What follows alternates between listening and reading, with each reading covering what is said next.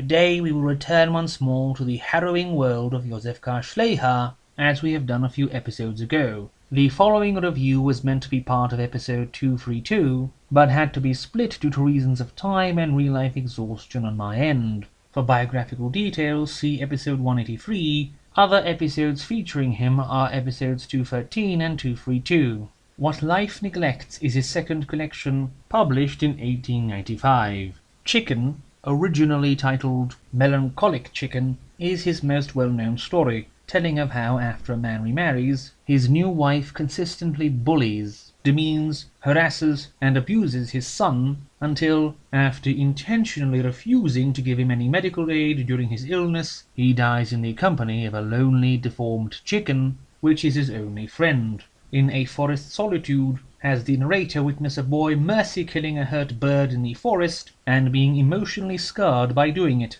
The eve before St. John's Day has a weaver woman constantly running away from home, her husband and children, to observe and nearly stalk a priest in a nearby town due to her hopeless crush. Before the Pilgrimage of St. Mary tells of how the narrator, as a child, took part in the pilgrimage and witnessed a terrifying person in rags, blaspheming terribly, before the horrid drought plaguing the entire country finally ended, the man being disregarded and left alone to whatever end awaits him. Lullaby has an old domestic servant pawned off on her relatives when she can no longer work due to illness, who proceed to rob her of her few belongings, even her life savings, for an altar picture for the local church, and then leave her outside in the rain. One Must Make Merry is the tale of a man forcing everyone in a dirty mountain pub to make merry endlessly until he finally dies of whatever was ailing him, and which he wished to avoid in this way.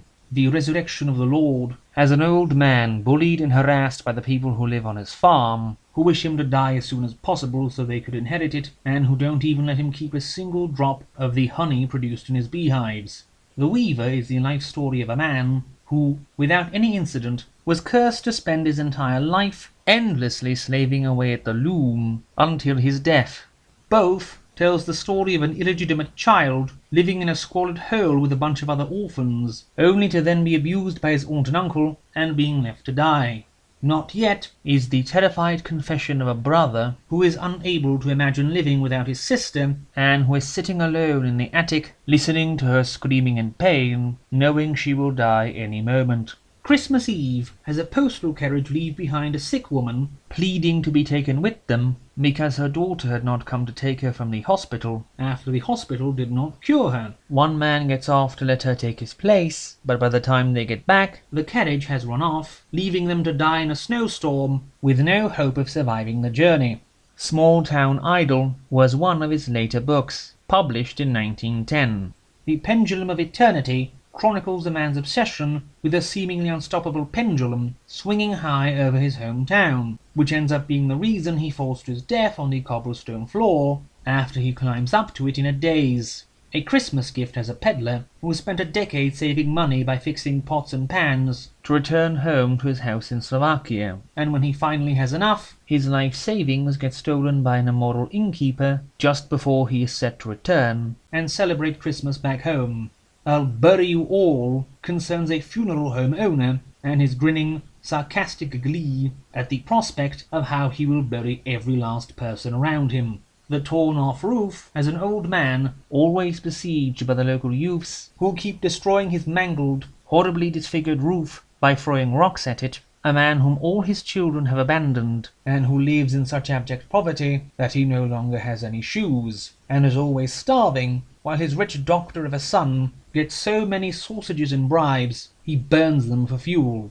The Pocket Watch has a poor man steal a relatively worthless watch, which leads to him being pursued by a horrible banshee of a woman for several hours, who covets her useless bauble so much that in the end she is run down to her death, while the man is beaten to death by some lumberjacks. Sezima is the story of a suffering small-town official who gets cancer, and how everyone he knew avoids associating with him because of it, while his temporary replacement at work fabricates an embezzlement affair to get rid of him forever, which also ruins the chances of the man's daughter getting married.